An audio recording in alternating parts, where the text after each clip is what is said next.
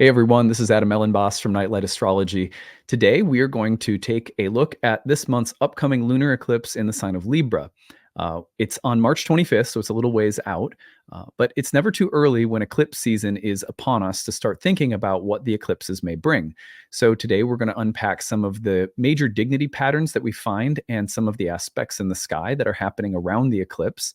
And then we're going to synthesize those details into some key takeaways or themes that you're likely to see coming with this eclipse. Later in the month, we'll unpack it more closer to the actual date of the eclipse, and I think we'll probably do a second round of horoscopes on them. You can also look back at the horoscopes for the month of March, where Alex and I break down horoscopes for all 12 signs, and we did talk about the lunar eclipse in Libra in that video as well. But yeah, today it'll be a good opportunity to sort of break it down and look at all of the dignity patterns that emerge when we study the eclipse. So that is our agenda for today. Before we get into it, don't forget to like and subscribe, share your comments and reflections. We love hearing from you guys as always. You can find a transcript of today's talk or any of my talks on the website, which is nightlightastrology.com. Now, in the meantime, I want to take you over to the website because there is another webinar coming up this week that I want to invite you to. So if you go over to nightlightastrology.com, let me just take us over there right now. And you click on the events page and go to live talks. There you will see the registration tab for Neptune in Love, which is happening this Thursday, March 14th. So you can sign up for that. It is $20 to attend. And if you cannot make it live, we send you a link to the recording afterward. And we also provide you with a link to join the live webinar once you register. You'll see last month we did Pluto in Love. We explored Pluto's significations in the birth chart and by transit in love and relationships. You can pick up that recorded talk. This month, we're doing Neptune in Love. And we're doing it as the Sun and Neptune are actually coming together in the sky, which is kind of exciting. Let's see here. Oh, that's an interesting view. I've never done that before. Weird. I don't know how that happened. Hold on. Okay, there we go. It was better. So anyway, so that talk is this Thursday from 7 to 9 p.m. Eastern time.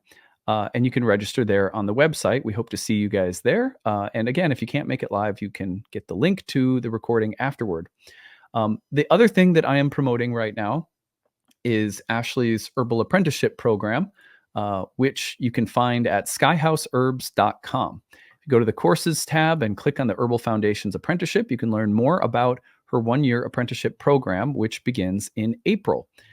There are need-based tuition options open and available for that, as well as an early bird sale if you want to save on the tuition. Now is a good time to register. And at the end of today's video, if you stick around after the content has finished, you'll hear me interviewing Ashley. I did an interview with her, and I've been posting it to the end of the videos for people who want to learn more about the program and maybe sign up.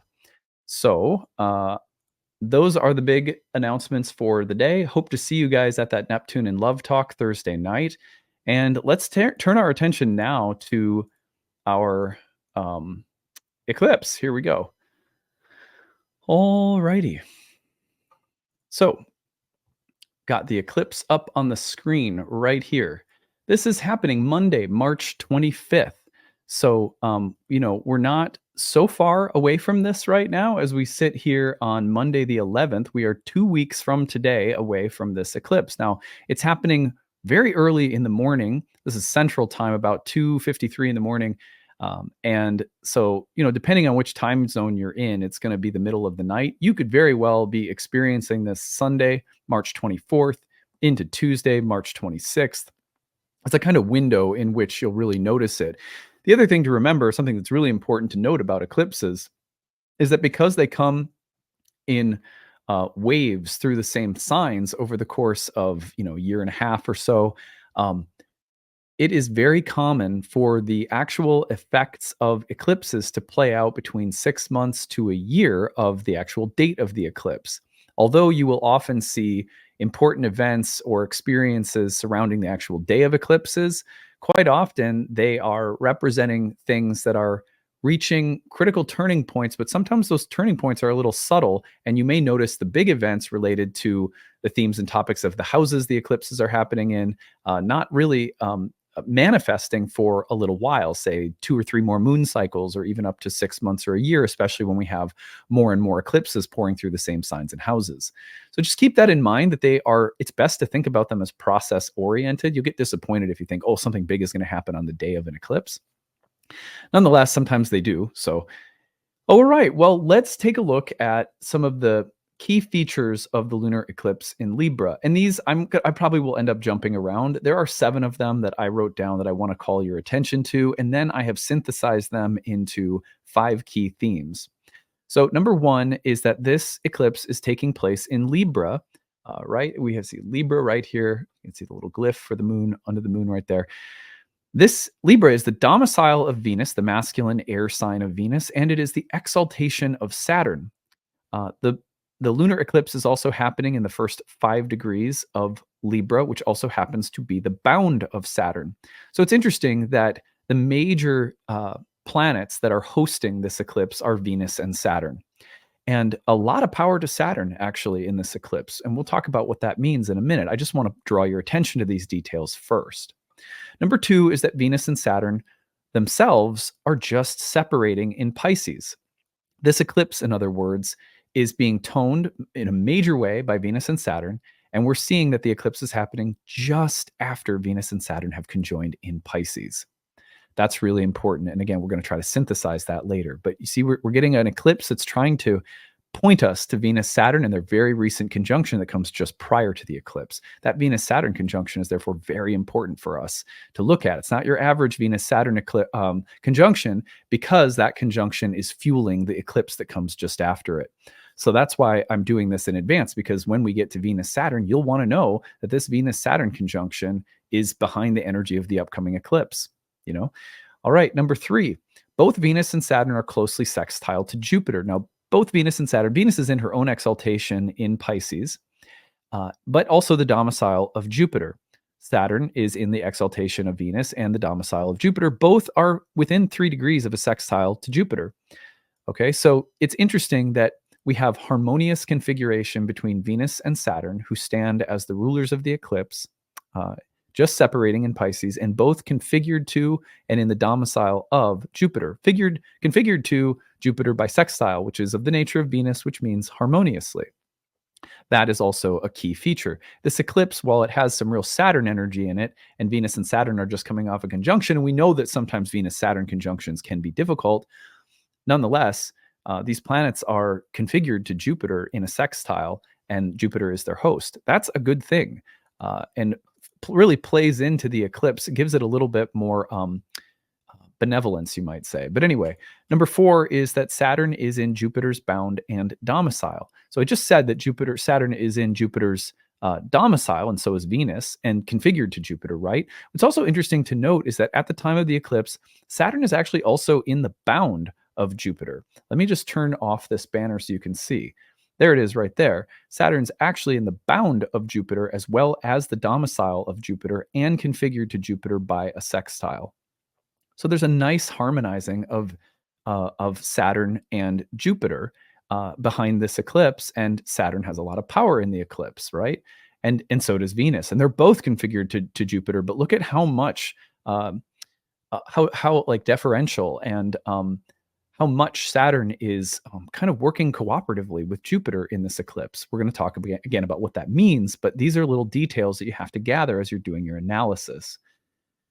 Okay, so we'll move on to the next one. Jupiter and Venus, who are also configured by a sextile, have mutual reception.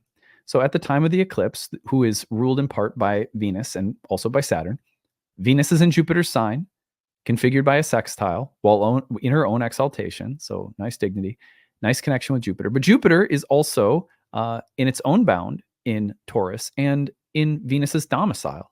So that's called mutual reception. They have a form of mutual reception between one another.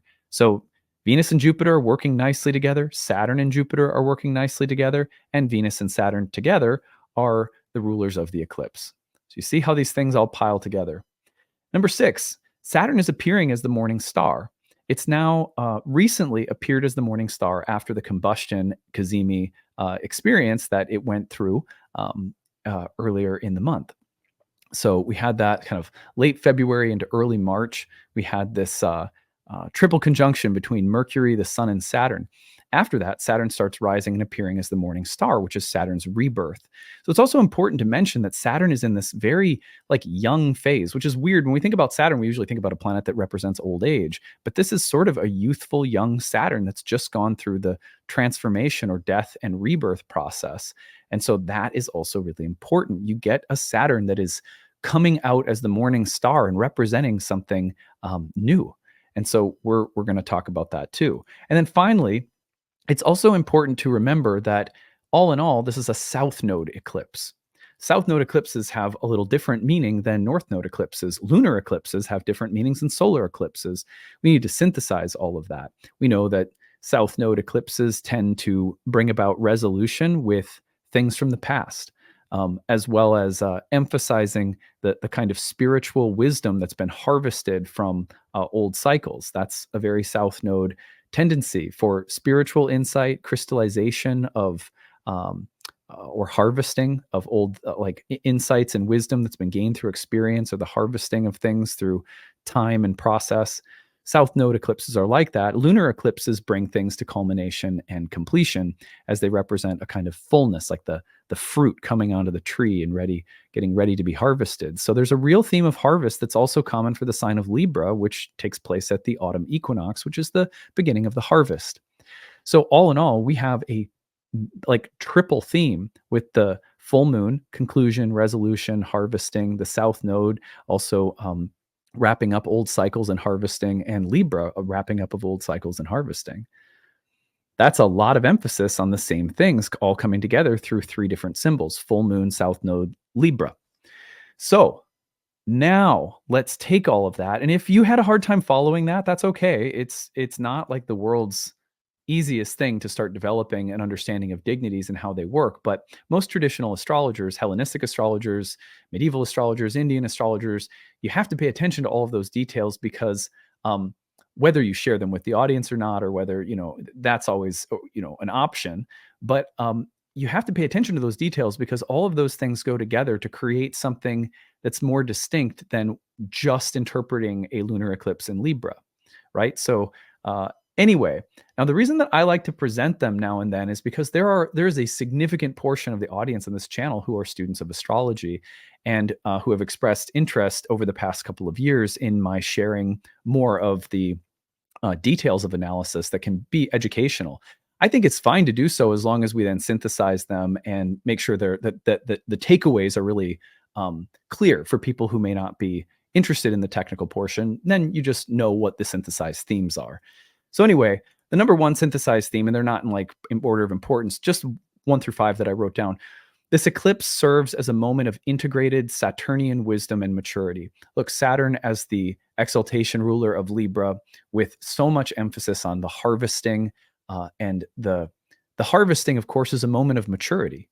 It's a moment of reaping what's been sown, and it's a moment of understanding, and it's a moment of wisdom, and there's a sense of time that has come before, all Saturnian themes, with so much emphasis on the rulership of Saturn, and Saturn playing such a big role in the dignities right now, and Saturn being configured in the ways that Saturn is to Jupiter, the recent conjunction to Venus, et cetera, et cetera.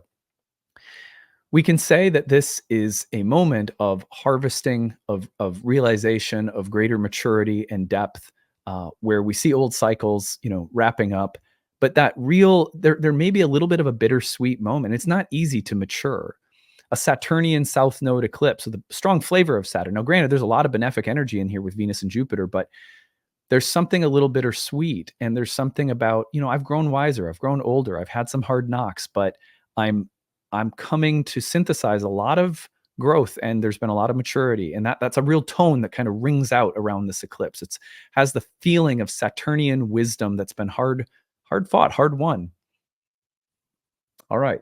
Number 2, this wisdom and maturity, however, is also closely linked to Venusian themes: friends, allies, community, your values, love, sex, relationships, art, beauty, the honoring of the feminine, the sensual, the embodied.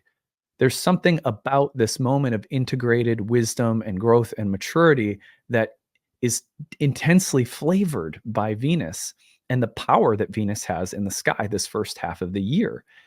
Venus is exalted as the ruler of one of the rulers of the eclipse, just separating from Saturn, again, suggesting that there's a kind of Venusian wisdom and maturity that's happening. I think, for example, in the image of this eclipse, if I were to just throw up images that come to my mind, one would be of a wise woman, maybe has gone through different phases of life. She's a wise elder woman, something like that. Now, that doesn't have to, you don't take that literally, right? Because there's a part of that maybe that resides in all of us, regardless of gender or, or age or stage of life.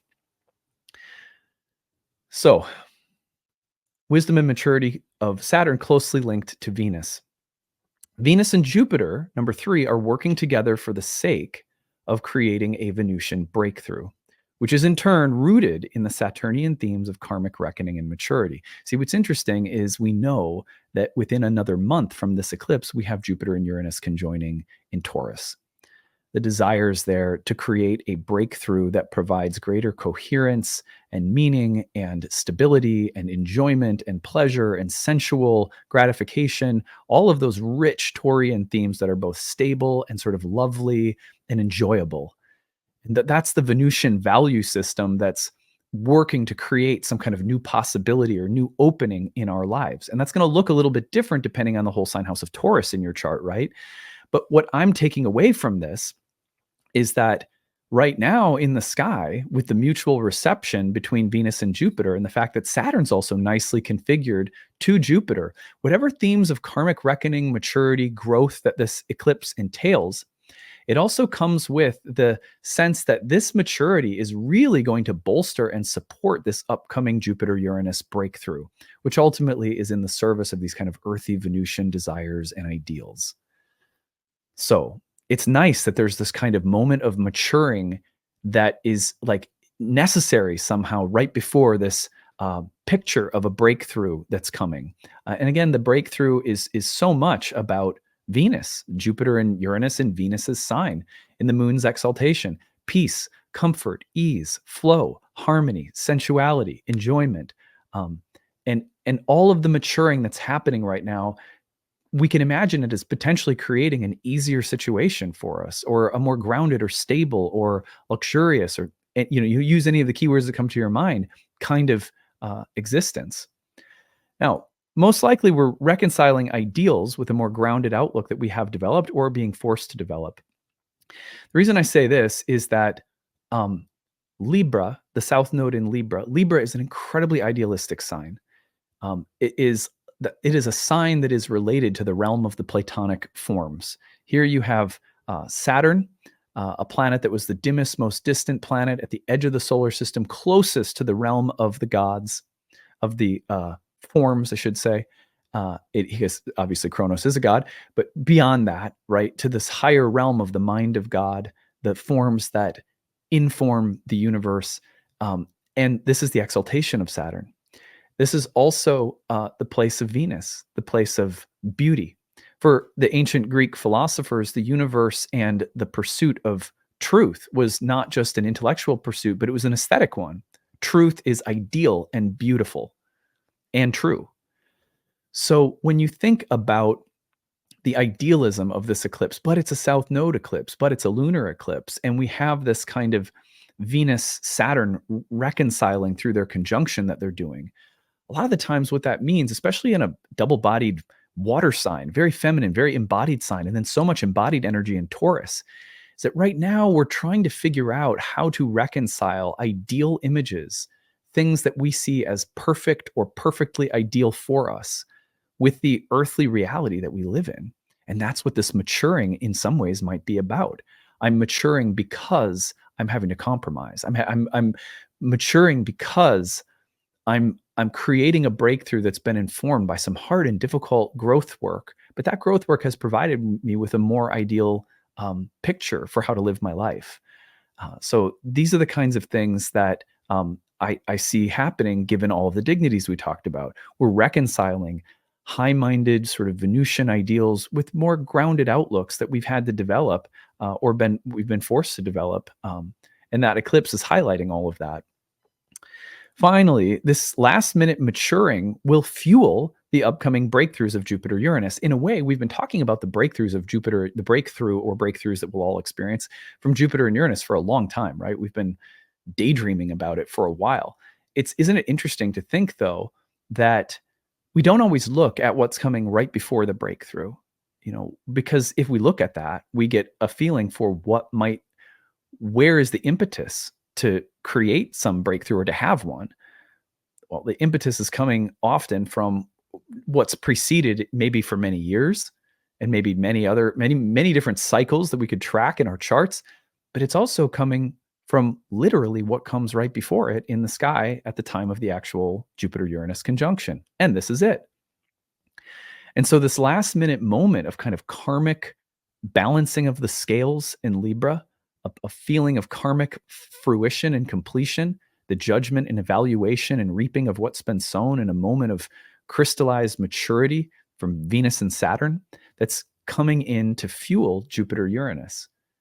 That's profound if you think about it. I mean, the potential for us to have these kinds of really powerful cathartic moments of karmic completion right now, here in the month of March, toward the end of March, that then fuel this just powerful takeoff in the next month. Of course, we have a solar eclipse in Aries, a sign that loves to start pressing the gas pedal. And then we've got Jupiter-Uranus by the end of the month.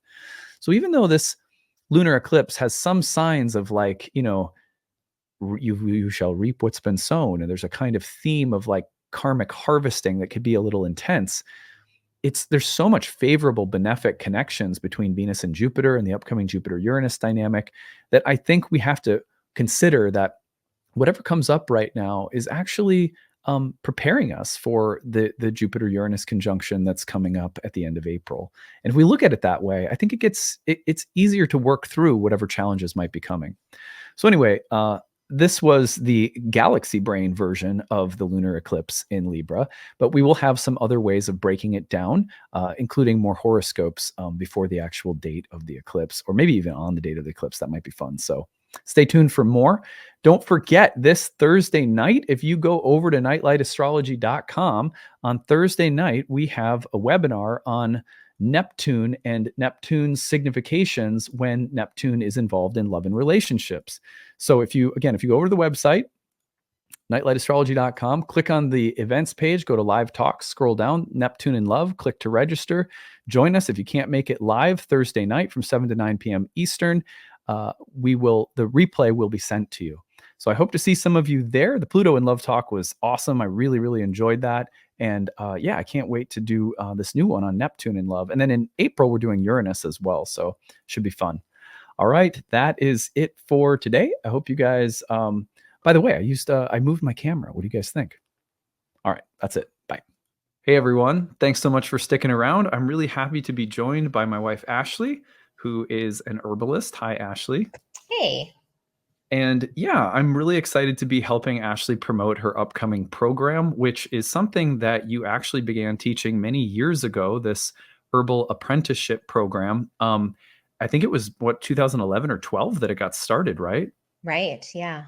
So it's been over 10 years I've been offering this course, and it's my favorite thing to teach. Yeah. And just to be clear, because some people on my channel, most people know you because you pop on here or there. We talk about herbs and astrology. There's an attraction in our marriage and an attraction in the subject matter that is old. Like we've been together for 14 years in our relationship going on, and we've always had a fascination with each other's areas of expertise, and we've done lots of things to marry them together over the years, in addition to literally getting married. And and actually, herbalists and astrologers have married the subjects of herbs and planets together for thousands of years as well. Now, your program is focused on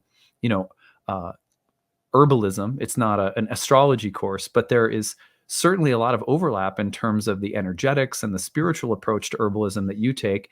And so I was hoping that we could start off just by telling people a little bit about the program. You're coming to this after taking a little bit of time on maternity leave. Our kids were not yet in school. Now they are. You're coming back to work. This is really exciting. The new program launches at the end of April. I'm going to put it up on the screen so people can see it. You can find it at skyhouseherbs.com. Enrollment is open now. The course begins. You go under Courses, Herbal Foundations Apprenticeship at the end of April. Tell us about it. Well, this course, I guess my goal in redesigning the apprenticeship course that I've been teaching for 10 years is to make it even more personal and to allow people to study the material, digest it at their own pace. So, what it's going to be is a combination of kind of three main parts. The first one is the recorded material. So there's going to be modules that will be released, and people can listen to them as they have time. The second part are live classes where we will meet live on Zoom and talk about the module, I'll answer questions, I'll give even more information about it. And then the third part is the sacred plant pairings. And so I've always taught the herbal portion, like the plant diets, one at a time, but this year I'm going to do it in pairs because I think you can learn a lot by comparing and contrasting herbs. So for every module, you'll have 2 herbs to study, and you'll get a little cheat sheet about them before you start the module. And then you'll have an opportunity to work with those 2 plants and blend them and keep them separate and just really work with them closely. Because my goal is that I want people to be able to find information that they can really use in their own lives, maybe with clients, whether they have a professional herbal practice or maybe they're a therapist in a different field, that they'll know these plants so that they can work with them really comfortably. I love the different modules that you have just so we can preview them for people. Module 1 is Vitalism and the Heart of Herbalism. Module 2, Building Your Home Apothecary. They're so diverse. I love Module 3 is my favorite, Plant Spirit Medicine. Energetics and chemistry. You have such a holistic approach. It's what I've always loved about your teaching. You'll teach about the doctrine of signatures. You'll talk to people about how to communicate with plants, how to think of them as teachers that are living beings that have personalities that aren't just, phytochemistry or whatever. But you will also teach phytochemistry. And I think that you have this really well-rounded way of helping people be intelligent about the plants, about the body, about the systems of the body, but also not afraid to use energetic systems, not afraid to take something from the kinds of energetics that ancient mystics were working with, whether that's the elements or whether that's, some of the overlay with things like Ayurveda, Chinese medicine. You take what's useful on a symbolic and energetic plane and on a personal connection level with the plants, and you marry it to really smart scientific research. I think that's rare. You don't see that a lot. Well, thank you for saying that. Yeah, to me, it's all language. They're just different languages that we talk about the same thing. And I think the more diverse our languages as herbalists, the more we can reach more people. And that's kind of my goal. Like, I want everyone to be able to identify plants, use plants. So we need to diversify the languages we speak so we can talk with our physicians, so we can talk with a therapist, we can talk with a mystic, right? We can talk with children, and we have a language that everyone can use. You talk in the program, in your modules, you have stuff on digestive and gut health. You have stuff on detoxification, colds and flus, and dealing with virus seasons. You talk about tissue states, and you're talking about how to give things to your kids for helping them maybe at times even relax before bed at night. We use a lot of different things with our kids.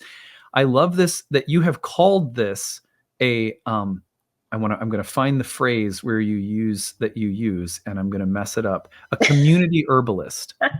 What is a community herbalist, so that people can understand that definition? Because sometimes people might look at a course like this and think, gosh, unless I go to an accredited university for 8 years and learn all about chemistry, I have no right or business suggesting herbs to people or using herbs. That's just not true. And that's not the history of how folk herbal medicine has been used or taught.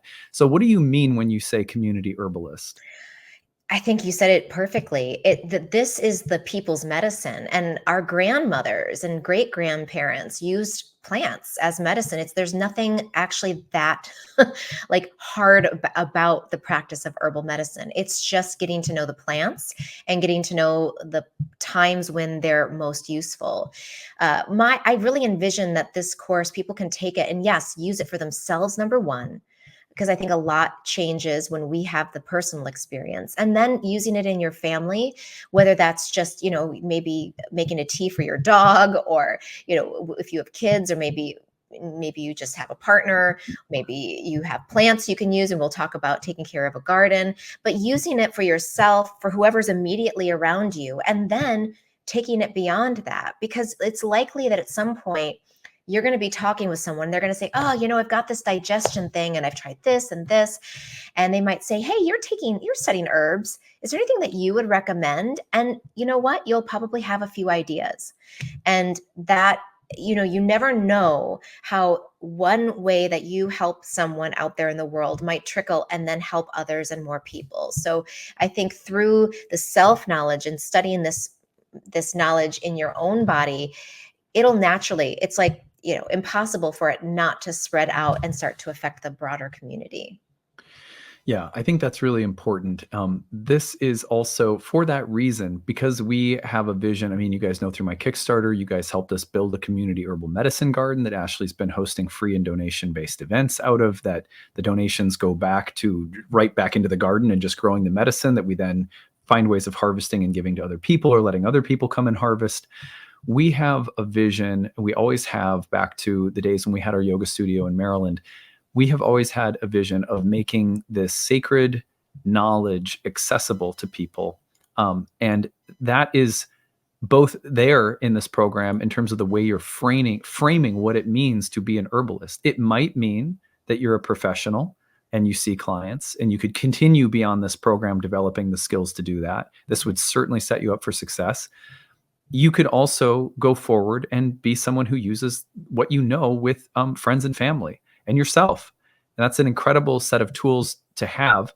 The program's also very accessible from both a programming standpoint and a price standpoint. I'm going to take you back over and show everybody the programs. The modules are pre-recorded, but then you meet outside of the modules for discussion, community, Q&A, and sort of development and integration. So people can attend those live. If they miss those integration sessions, they can also watch the replays of those. So Absolutely. Yeah. anyone could take this at their own rate, as slowly or as quickly as you wanted to, really soak it in, or blaze through it. And, and then we can certainly, beyond this program, as Ashley perhaps makes more advanced programs available as she's easing back in out of maternity leave, can help you with further development or recommend you to many other wonderful programs where you could continue your studies. We want this to be accessible. We want community herbalism to be, as simple as being able to show a friend a couple of yoga stretches. We should be able to show each other herbs, and just, hey, this is a helpful herb to use. Also, accessibility price-wise, we have an early bird enrollment, and we have standard enrollment. And then we have tuition level 1 assistance and tuition assistance level 2, which break out the affordable tuition into different levels of affordability. And you can kind of identify where you're at if you're someone who wants to take this program but needs to work within your means and not hurt yourself doing it. And then for those who can pay, we ask that you use standard or early bird enrollment. And that's the same thing I do for all my astrology programs. So we try to keep it super, super accessible. The Herbal Apprenticeship program starts April 24th. I know Ashley's super excited to be getting back into teaching too. I also would like to offer Ashley just a chance to tell everyone a little bit about, before we end here this interview, tell everyone maybe a little bit about your own background, who you studied with, what your influences are, and just anything else you want to say before we cap it off. Ooh, okay. Well, I think, I started off as a kid playing in the woods, mixing perfumes and potions. And then I went on to study environmental science, where I studied organic chemistry and restoring native wetlands. And really, from an environmental perspective, that's how I got into herbalism. And then after, I realized, after working on the restoration piece and joining a lot of earth advocacy groups, that the problem's not with the earth, but with the people not understanding the value of the earth. So then I started going into holistic medicine. I graduated from University of North Carolina, Asheville, with a degree in interdisciplinary studies. And I went on to get my Oh, that was my undergrad, and then I got my master's from the Maryland University of Integrative Health. It was then called Thai Sophia. But my teachers there, I had such a great blend of teachers, really scientific minds, like Simon Mills from the UK and Kevin Spellman, who is like a chemistry genius, who's also an Ayurvedic practitioner, who studied with Dr. Vasant Lad. Um, uh, Matthew Prisco, medicine maker from Galen's Way out in California. So I had a really wonderful, diverse variety of teachers in that 3-year full-time master's level program. And then after that, I went on to study with Matthew Wood pretty intensively because I liked his energetics. I liked the way he spoke about the plants and his personal experience working with low dose, drop dose medicine. And he has had amazing, um, you know, uh, he's done such amazing work herbally with just using that method. And gosh, I could I've got a lot of herbalists in my David basket. Duke comes to mind, and Oh, Jim Duke. or Jim Duke. Sorry, my Jim bad. Duke, Margie Flint, Rosemary Gladstar is like I've only done one herb walk with her, but it was amazing. So I have shelves of herbal books and people who I just adore, Yeah. and yeah, I just feel really grateful that I've had that blend of the science and the energetic herbalism and the traditional herbalist perspective as well, and I try my best to blend them together and to give everyone a really diverse yet integrated herbal studying experience. Yeah, absolutely. You get that. That is exactly what you'll get if you sign up for Ashley's program, which I encourage you to do if this is the kind of thing that interests you. You won't regret it. It's a fantastic course with someone I absolutely love, obviously, but also like a really, truly fantastic human being and teacher of Oh, plant medicine. thank And you. if you want to learn more about her, see her work, get to know her a little bit, check out her YouTube channel, Skyhouse Herbs, where she publishes weekly on plant medicine, plant energetics, and also on Instagram, which is Skyhouse Herbs. So the apprenticeship program starts April 24th. I wanted to get Ashley on, brag about her program, turn you guys on to it. Thank you so much for being here. And yeah, I'm sure that we're going to see some people from the Nightlight astrology world getting introduced to you and all of your magic. I would love that. Thank you. All right, take it easy, everyone. Bye.